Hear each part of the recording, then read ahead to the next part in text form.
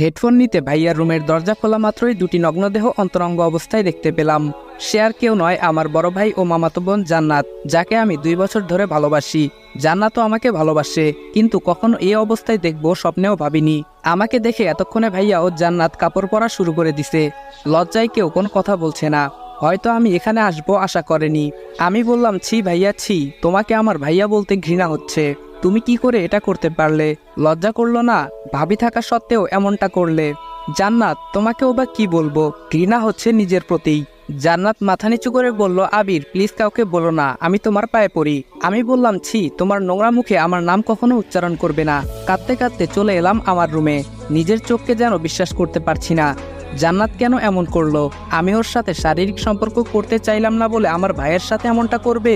সারা রাত কেঁদেই কাটিয়ে দিলাম। বাসার কাকে এই কথাটা বলবো? যদি কাউকে বলি তাহলে তো ভাবির সংসারটা ভেঙে যাবে। ভাবি তো এখন বাপের বাড়িতে। সব ভেবে ডিসিশন নিলাম বাসা থেকে দূরে কোথাও চলে যাব। তাই জমানো মাটির ব্যাংকটা ভাঙলাম। 1336 টাকা ছিল। ব্যাগে কিছু কাপড় ও জমানো টাকাটা নিয়ে বাইরে বের হতেই বাসার সবাই। আম্মু বলল, আবির সকালবেলা কোথায় যাচ্ছিস বাবা? আমি বললাম, মা আমি দূরে কোথাও চলে যাচ্ছি, হয়তো আর ফিরবো না। জান্নাত বলল, কই যাবে তুমি আমাকে ছেড়ে? বিয়ে করার ভয়ে পালাচ্ছ? আমি বললাম, তোর মতো নোংরা মেয়েকে বিয়ে করব আমি কি করে ভাবলি? জান্নাত বলল, আমার সাথে রাত কাটানোর আগে মনে ছিল না? কথাটা শুনেই আম্মু আমার গালে সজোরে একটা থাপ্পড় লাগিয়ে দিল। তোকে আমার ছেলে ভাবতেই ঘৃণা হচ্ছে। এদিকে ভাইয়া এসে আমাকে ইচ্ছামতো লাঠি দিয়ে পিটাচ্ছে। ব্যথায় আমি চিৎকার করতে লাগলাম। এমন সময় ভাবি তাদের বাসা থেকে চলে আসে। আমায় এমনভাবে মারতে দেখে এগিয়ে আসলো ভাইয়াকে আটকাতে। চোখ দিয়ে অঝরে পানি পড়ছে। নিজের ভাই তার অপরাধ ঢাকতে আমাকে এভাবে মারছে। আমাকে নিয়ে গিয়ে একটা রুমে আটকে রাখা হলো। নিজের গর্ভধারিণী মা আমাকে চিনতে পারলো না। 1 বছর আগে ভাইয়া অ্যাক্সিডেন্ট করে যখন মৃত্যুর সাথে পাঞ্জা লড়ছিল, তখন তো আমি আমার 2 ব্যাগ রক্ত দিয়ে বাঁচিয়েছিলাম। সে কি করে পারলো আমার শরীর থেকে রক্ত ঝরাতে? এসব ভেবে দু চোখে যেন অশ্রু বাধা মানছে না।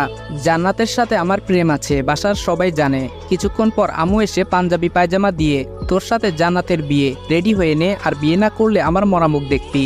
আমি মাকে কিভাবে বলি যে জান্নাতকে ভালোবেসে 2 বছরে আমি স্পর্শ করলাম না?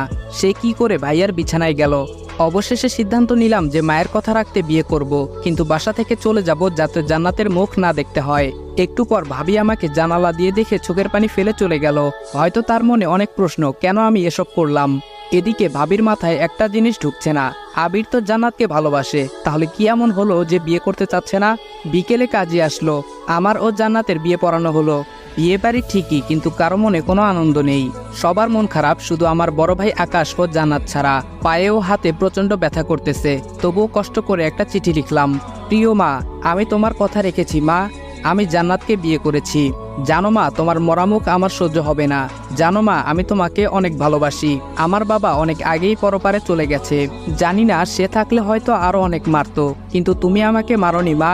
আমি জানি তুমি আমাকে অনেক ভালোবাসো, অনেক কষ্ট পেয়েছো জানি, কিন্তু আমি কষ্ট দিতে চাইনি। হয়তো একদিন আজকের থেকেও অনেক বেশি কষ্ট পাবে, যেদিন আমার চলে যাওয়ার কারণটা জানবে।